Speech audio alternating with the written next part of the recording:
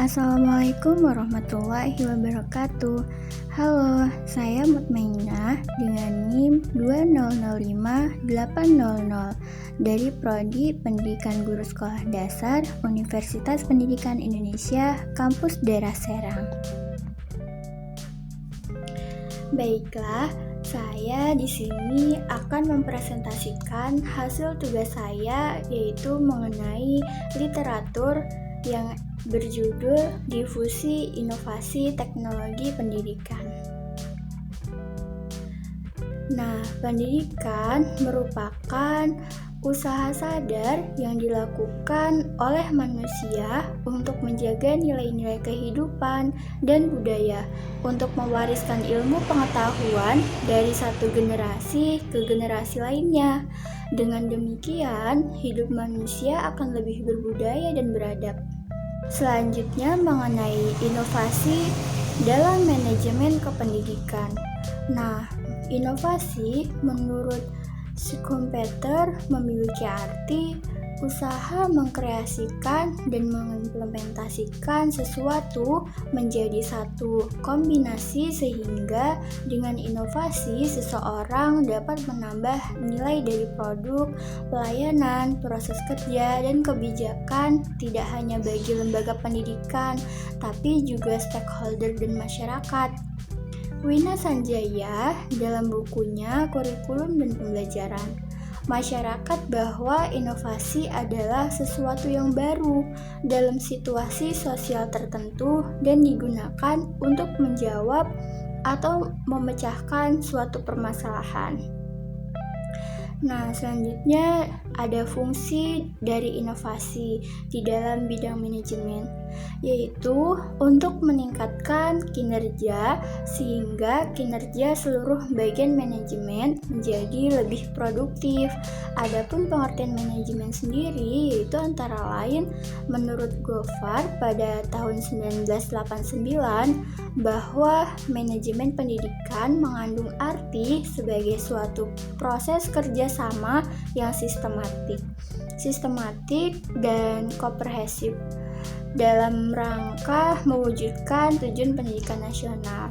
Diaplikasikannya teknologi dalam bidang manajemen merupakan sebuah pembaruan yang strategis dan akan memudahkan semua pelaksanaan manajerial di sebuah institusi pendidikan. Dalam hal ini, salah satu inovasi dalam manajemen di institusi pendidikan antara lain dalam hal diimplikasikannya teknologi informasi seperti SIM atau Sistem Informasi Manajemen. Menurut Prajudi Atmosudirjo pada tahun 1982, bahwa manajemen itu adalah pengendalian dan pemanfaatan daripada semua faktor dan sumber daya yang menurut suatu perencanaan atau planning diperlukan untuk mencapai atau menyelesaikan suatu prapta atau tujuan kerja tertentu. Arti dari sistem manajemen informasi sendiri adalah sebuah sistem manusia atau mesin yang terpadu untuk menyajikan informasi guna mendukung fungsi operasi, manajemen, dan pengambilan keputusan dalam sebuah organisasi. Sistem ini menggunakan perangkat keras atau hardware dan perangkat lunak atau software. Prosedur pedoman, model manajemen dan keputusan, dan sebuah database. Nah, selanjutnya ada fungsi atau manfaat sistem informasi dalam manajemen. Supaya informasi yang dihasilkan oleh sistem informasi dapat berguna bagi manajemen, maka analisis sistem harus mengetahui dibutuhkannya, yaitu dengan mengetahui kegiatan-kegiatan untuk masing-masing tingkat atau level manajemen dan tipe keputusan yang diambilnya berdasarkan pada pengertian-pengertian di atas. Maka terlihat bahwa tujuan dibentuknya Sistem Informasi Manajemen atau SIM adalah supaya organisasi memiliki informasi yang bermanfaat dalam pembuatan keputusan manajemen, baik yang menyangkut keputusan-keputusan rutin maupun keputusan-keputusan yang strategis. Nah, selanjutnya inovasi dalam bidang pembelajaran. Dimyati dan Mujiono pada tahun 2005 menjabarkan bahwa pembelajaran adalah kegiatan guru secara terprogram dalam desain instruksional untuk membuat siswa belajar secara aktif yang menekankan pada penyediaan sumber belajar. Pembelajaran menurut Surya pada tahun 2004, pembelajaran merupakan suatu proses yang dilakukan oleh individu untuk memperoleh suatu perubahan perilaku yang baru secara keseluruhan sebagai hasil dari pengalaman individu itu sendiri dalam interaksi dengan lingkungannya. Nah, ada beberapa contoh pemanfaatan teknologi informasi maupun metode pembelajaran sebagai inovasi dalam pembelajaran, yaitu yang pertama, pemanfaatan e-learning. Nah, e-learning ini apa? E-learning ini merupakan singkatan dari electronic learning, merupakan cara baru dalam proses belajar mengajar yang menggunakan media elektronik khususnya internet sebagai sistem pembelajarannya. E-learning merupakan dasar dan konsekuensi logis dari perkembangan teknologi informasi dan komunikasi. E-learning memungkinkan pembelajaran untuk menimba ilmu tanpa harus secara fisik menghadiri kelas. Pembelajaran bisa berada di Semarang, sementara instruktur dan pembelajaran yang diikuti berada di tempat lain, di kota lain, bahkan di negara lain. Interaksi bisa dijalankan secara online dan real time atau secara offline atau archived.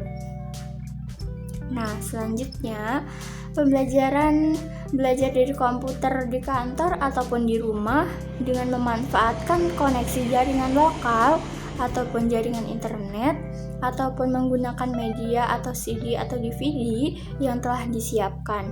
Materi belajar dikelola oleh sebuah pusat penyedia materi di kampus atau universitas atau perusahaan penyedia konten tertentu. Pembelajaran bisa mengatur sendiri waktu belajar dan tempat dari mana ia mengakses pelajarannya. E-learning bisa mencakup pembelajaran secara formal maupun informal.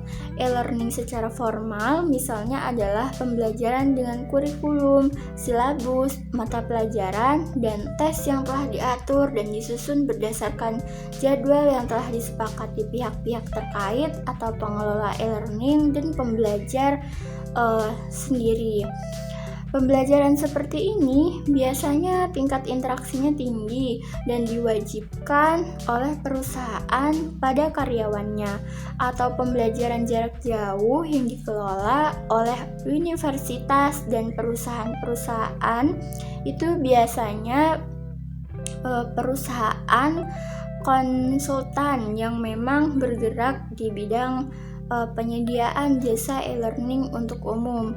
E-learning bisa juga dilakukan secara informal dengan interaksi yang lebih sederhana, misalnya melalui sarana bidang list, e-newsletter atau website pribadi. Organisasi dan perusahaan yang ingin mensosialisasikan jasa, program, pengetahuan atau keterampilan tertentu pada masyarakat luas biasanya tanpa memungut biaya.